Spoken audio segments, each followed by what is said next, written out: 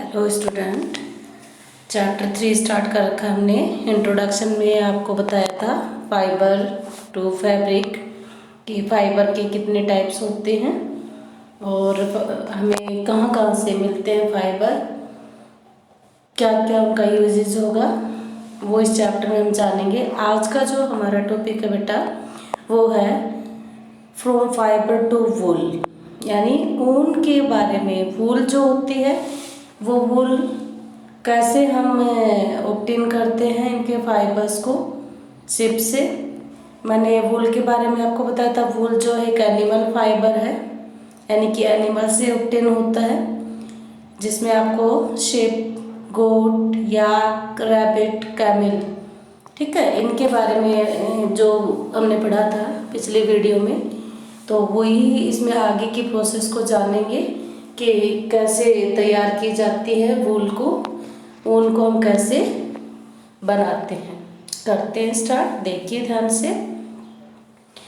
For obtaining wool sheep are reared. यहाँ पर एक वर्ड आया है रियर। इसका मीनिंग क्या होता है रियर का? रियर मीनिंग होता है पालना। किसी भी एनिमल्स को हम क्यों रखते हैं? हमारे बेनिफिट होता होगा उससे कुछ ना कुछ, इसीलिए हम उनको अपने घरों में रखते हैं। तो रियर का मतलब भी यहाँ यही है। For obtaining wool sheep are rear. भेड़ों को इसलिए पाला जाता है क्योंकि उनसे हमें ऊन मिलती है। There hair is cut and proceed into wool. इनके हेयर को कट किया जाता है और फिर आगे प्रोसेस करके इनको वूल में चेंज कर दिया जाता है। कौन कौन सी प्रोसेस आएंगी देखते हैं। फर्स्ट स्टेप है rearing and breeding of ship. Rearing rear से ही बना हुआ है, जिसका मतलब हम पालना कर रहे हैं, रख रखा है घरों में। किस लिए? ब्रीडिंग का मीनिंग होता है कि उनकी जनरेशन को और आगे बढ़ाना, अच्छी क्वालिटी के लिए तैयार करना। शिप हो, चाहे वो गोट हो, चाहे वो कैमल वगैरह, कुछ भी जो भी एनिमल्स होते हैं उनकी ब्रीडिंग करवाकर हम उनका प्रोडक्शन को बढ़ाते हैं, उनकी पॉपुलेशन को बढ़ाते हैं। वूल की प्रोडक्शन बढ़ जाएगी अगर इनकी पॉपुलेशन ज़्यादा होगी तो। If you have travel to hills in Jammu and Kashmir, Himachal Pradesh, Uttaranchal, Arunachal Pradesh and Sikkim, और the plain of Haryana, Punjab, Rajasthan and Gujarat. इन्होंने एक बताया कि जब आप ट्रैवल करते हो, अगर आप कभी हिल स्टेशन पे गए हो, तो यहाँ पर हिल स्टेशन वाले जो स्टेट है हमारे, वो हैं जम्मू कश्मीर, हिमाचल प्रदेश, उत्तरांचल, अरुणाचल प्रदेश एंड सिक्किम। और प्लेन एरिया जहाँ पर हम रह रहे हैं, मैदानी क्षेत्र में, जिसमें हमारा राज्य हरियाणा, पंजाब, राजस्थान और गुजरात। यू कैन सी शेफ are taking their herds of sheep for grazing. आपने देखा होगा जो शेफर्ड्स होते हैं, यानी जो भेड़ों को चराते हैं, ग्रेजिंग का मतलब चराना, अपने भेड़ों को चराते हुए आपने देखा होगा इनको। Ship are herbivores. शिप जो होती है वो हर्बीवर्स होती है and prefer grass and leaves. जो एनिमल्स हर्बीवर्स होते हैं वो क्या खाते हैं? आपको पता ही होगा, 6th क्लास में आपने हर्बीवर्स के बारे में जाना था और चैप्टर 1 में भी मैंने आपको बताया था, जो प्लांट्स को खाते हैं। तो जो शिप होती है वो हर्बीवर ही होती है और वो ग्रास और लीव्स को खाती है। Apart from grazing ship Rudyard also feed them on a mixture of pulses, corn, जवार, ऑयल केक एंड मिनरल्स। अब क्या बताया है, इसके अलावा जो लोग भेड़ों को पालते हैं ऊन के लिए, वो जो होंगे वो अपने भेड़ों के लिए अकेले ग्रास पे उनको डिपेंड नहीं रहने देते, उनको कुछ अलग चीज़ें भी खाने में इंक्लूड कर देते हैं, जैसे कि मिक्सचर ऑफ पल्सेस। पल्सेस का मिक्सचर जो होगा वो देते हैं खाने में। कॉर्न, मक्का भी देते हैं इन्हें। जवार, ऑयल केक। ऑयल केक जो होता है वो खल को बोला जाता है। जैसे खल बिनोले सुने ना आपने नाम, गाय वगैरह को हम चारे में डालते हैं खल, तो ऑयल केक उसे ही कहते हैं। Material left after taking out oil from seed, जब हम बीज में से तेल को निकाल लेते हैं और निकालने के बाद जब ऑयल सेपरेट हो जाता है और बाकी जो मटेरियल बच जाता है उसे हम ऑयल केक कहते हैं। फॉर एग्जाम्पल, यदि आपने सरसों का तेल, मस्टर्ड ऑयल सभी ने देख रखा है, तो मस्टर्ड ऑयल किससे निकलता है? सरसों से, मस्टर्ड से। उनके जो सीड होते हैं उन सीड से ऑयल को सेपरेट कर लेते हैं और जैसे ही ऑयल सेपरेट हो जाता है, जो मटेरियल्स बाकी बच जाता है वो आपका कहलाएगा ऑयल केक। एंड मिनरल्स, और बहुत सारे मिनरल्स भी इन शिप को दिया जाता है खाने में। In winter sheep are kept indoor and feed on leaves, grain and dry fodders. सर्दियों का जो मौसम होता है तब इन शिप को हम अंदर ही रखते हैं, बाहर घुमाने नहीं ले जाते ठंड की वजह से। तब इनको खाने में ग्रेन्स, लीव्स और ड्राई फोडर का मतलब सूखा चारा दिया जाता है, पत्तियां दी जाती हैं, ग्रीन अनाज वगैरह भी इनको डाला जाता है खाने में। Next, sheep are reared in many parts of our country for wool. हमारे देश में अलग अलग हिस्से में भेड़ों को पाला जाता है। टेबल देखिए 3.1 gives the name of the some breed of sheep reared in our country for producing wool। ऊन के उत्पादन के लिए यानी ऊन प्राप्त करने के लिए हमें अलग अलग राज्यों में अलग अलग प्रकार की जो शिप है वो मिलेंगी। उनकी ब्रीडिंग करवा के हमें उनकी नई स्पीसीज ले रखी हैं वूल प्रोडक्शन के लिए। तो वो कौन कौन सी स्पीसीज है ब्रीडिंग करवाने के बाद, और किस टाइप की वूल उनसे हमें मिलती है और कहाँ इनका यूजेज होता है, कौन से स्टेट में वो होती है, वो टेबल 3.1 में दिखाया हुआ है। The quality and texture of the fibres obtain from them is also indicate in the table. Table में ही सारी चीज़ें दिखाई हुई हैं। Certain breeds of sheep have thick coat of hair on their body which yields good quality wool in large quantity. कुछ जो भेड़ें होती हैं उनकी बहुत मोटी कोट उतरती है, हेयर की ज़्यादा होते हैं और इनकी क्वालिटी भी बहुत अच्छी होती है, गुड क्वालिटी की वूल होती है ये और बहुत अधिक मात्रा में हमें मिलती है। नेम ऑफ ब्रीड कौन कौन सी हैं? पहले देखो लोही है, लोही नाम की एक शिप है और जो टाइप्स बताया है इन्होंने गुड क्वालिटी वूल, ठीक है। और ये हमें कहाँ पर किस स्टेट में मिलेगी? ये राजस्थान और पंजाब में, ठीक है। सेकंड जो दे रखी है वो आपकी ये देखो, जो नाम दिए हुए हैं वो शिप के नाम है, ब्रीडिंग के बाद हमें मिले हैं। रामपुर, बुशेयर, ब्राउन फ्लेसेस होते हैं, भूरे रंग की इनकी फ्लेसेस उतरती है। उत्तर प्रदेश और हिमाचल प्रदेश में ये हमें मिलेगी ये वाली शिप। फिर नाली नाम की शिप है। कारपेट वूल, जो हम कारपेट अपने घर पे डालते हैं उसको बनाने में इसका इस्तेमाल होता है, कारपेट वूल के नाम से जानी जाती है ये। और ये राजस्थान, हरियाणा, पंजाब तीनों स्टेट में जो शिप मिलते हैं वो कारपेट वूल के लिए ज़्यादा फेमस है। इसके बाद बाकरवाल जो शिप है वो वूलन शॉल के लिए, जो हम सर्दियों में शॉल पहनते हैं वो जो है वो अपने शॉल हमारे देखो आप कश्मीर के जो लोग होते हैं वो विंटर में हमारे इधर अपने वूलन क्लोथ्स को सेल करने के लिए आते हैं। तो ये जो है जम्मू कश्मीर में मिलती है ये वाली शिप। फिर है मारवाड़ी, कोरस वूल होती है, ज़्यादा फाइन सॉफ्ट नहीं होती है, गुजरात में मिलती है ये वाली शिप। फिर है पटनबड़ी शिप फॉर होजरी। होजरी का मतलब होता है कि कपड़ों के ऊपर हम थोड़ी कढ़ाई बुनाई करते हैं तो होजरी का इस्तेमाल होता है। ये वाली शिप भी गुजरात में देखने को मिलेगी। आगे कंटिन्यू करते हैं। खाने में मैंने बताया कि सर्दियों के मौसम में जो शिप होती हैं उनको हम घर पे ही रखते हैं, बाहर घुमाने के लिए, चराने के लिए शेफर्ड लेके नहीं जाते हैं। Mention earlier these sheep are selective breed with one parents being, ये तो पहले हो चुका था। Processing fibre into wool. अब स्टेप देखेंगे बेटा, कौन कौन से स्टेप हैं कि एक मतलब यहाँ तो जो ये बताया है सिलेक्टिव ब्रीड ये पहले कर चुके थे, मतलब 2 या 2 से ज़्यादा जो शिप स्पीसीज होती है, जातियाँ होती हैं, उनकी अच्छी क्वालिटी की शिप तैयार की जाती है उनसे ब्रीडिंग करवा के।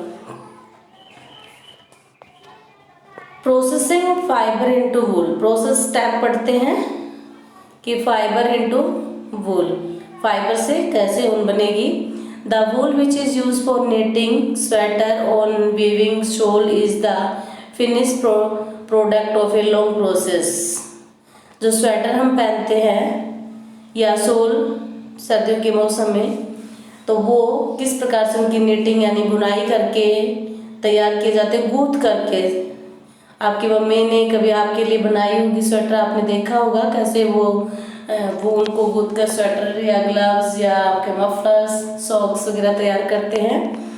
तो ये एक बहुत लंबी प्रोसेस होने के बाद ही हमें मिलता है। स्टेप फर्स्ट में क्या है, सबसे पहले क्या करते हैं, the fleece of the sheep along with a thin layer of skin is remove from its body, this process is called sharing.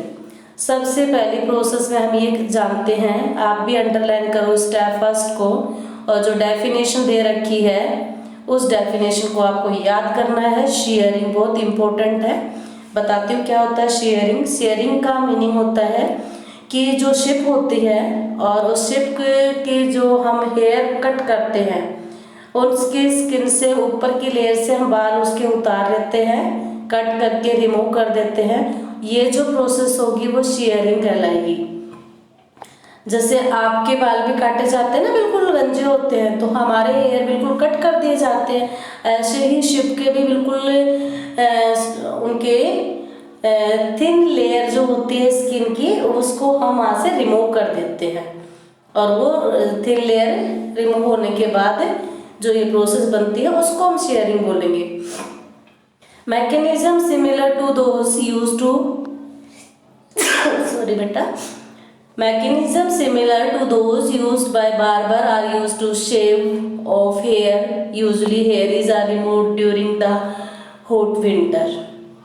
Same process बताई है बार्बर वाली, जैसे बार्बर आपके बाल को कट कर देता है गर्मियों के मौसम में शेव करके, सेम वैसे ही इन भेड़ों के भी हम बाल ऊपर से कट कर देते हैं। This enables sheep to survive without their protective coat of hair. The hair provide woolen fiber. Woolen fiber are then pursued to obtain woolen yarn. Shearing does not hurt the sheep, just as does not hurt when you get hair cut off your father shaves his beard. Do you know why? अब इन्होंने आगे बताया है कि ये remove करने के बाद इनसे हम वून के फाइबर जो है मिले हमें बाल जो मिले हैं शिप के, उनको चेंज कर दिया जाता है यार्न में शेयरिंग के बाद। इससे शिप को कोई भी नुकसान नहीं होता है जब हम शेयरिंग कर देते हैं यानी रिमूव कर देते हैं। ये वैसे ही होता है जब आपके पापा आपको बाल कटवाने के लिए बार्बर के पास लेके जाते हैं तो आपको किसी भी प्रकार का कोई भी पेन वगैरह नहीं होता है। The upper most layer of the skin is dead. क्यों नहीं होता है पेन? जब आप अपने नेल्स काटते हो या हेयर आपके कट होते हैं तो आपको कभी भी पेन नहीं होगा, because of skin is dead. वो जो जहाँ से कट जाते हैं वो डेड होती है शिप की। Also the hair of sheep grow again just as your hair does. ये हेयर फिर से ग्रो कर जाते हैं जैसे आपके हेयर ग्रो करते हैं, सेम वैसे ही ग्रो करने लग जाएंगे। तो शेयरिंग प्रोसेस में देखो डायग्राम में दिखा रखा है, ये वाले जो है शिप ले रखी है यहाँ पे, और यहाँ से उसके ये हेयर जो है वो रिमूव किए जा रहे हैं। तो ये प्रोसेस आपकी शेयरिंग है। यानी आप जैसे बार्बर के पास अपने हेयर कट करवाते हैं वैसे ही शिप के हेयर कट करेंगे तो वो प्रोसेस शेयरिंग कहलाएगी। स्टेप 2 देखिए, स्टेप 2 में क्या बताया है। स्टेप 2 है the share skin with here is thoroughly washed in a tank to remove grease, dust and dirt. This is called scoring. ये जो वर्ड आ रहे हैं बेटा इनको ध्यान से देखना, आपके लिए नए वर्ड है। शेयरिंग आया था पहले, अब स्कोरिंग आया है। अब स्कोरिंग में क्या होता है, जब शिप के बाल काट दिए जाते हैं तो उस हेयर के अंदर बहुत सारे डस्ट पार्टिकल्स होते हैं और इसके अलावा वो ऑयली, थोड़े थोड़े ऑयली होते हैं, ग्रीसेस होता है उनके अंदर, धूल होती है, मिट्टी होती है। अब इनको साफ़ करना होता है, तो इन्हें साफ़ करने के लिए एक बहुत बड़े टैंक में पानी को उबाला जाता है और फिर उससे के अंदर इनको छोड़ दिया जाता है। देखो यहाँ पर आपको दिख रहा होगा, ये वो जो डायग्राम है इधर, ये वो एक टैंक है और उस टैंक में इनके जो हमें शेयरिंग करने के बाद जो वूल हमें मिली है उसको वॉश किया जा रहा है, धोया जा रहा है गर्म पानी से, ताकि जितने भी इसके अंदर डस्ट पार्टिकल, ग्रीसेस, करने का मतलब जो मैल होगा वो हट जाएगा और ये बिल्कुल साफ़ हो जाएगी। ये जो प्रोसेस होगी वो आपकी सेकंड प्रोसेस कहलाएगी, जिसका नाम दिया हमने scoring. Nowadays scoring is done by machine, और आजकल ये जो प्रोसेस है वो मशीन से होती है। ठीक है, पहले वाले टैंक में हो रही थी, अब यहाँ पर ऐसे साफ किया जाता है मशीनों के द्वारा। अब जो जितने भी काम होते हैं वो मैन मेड बहुत कम रह गए हैं, ज़्यादातर काम है मशीनों से ही करवाया जाता है।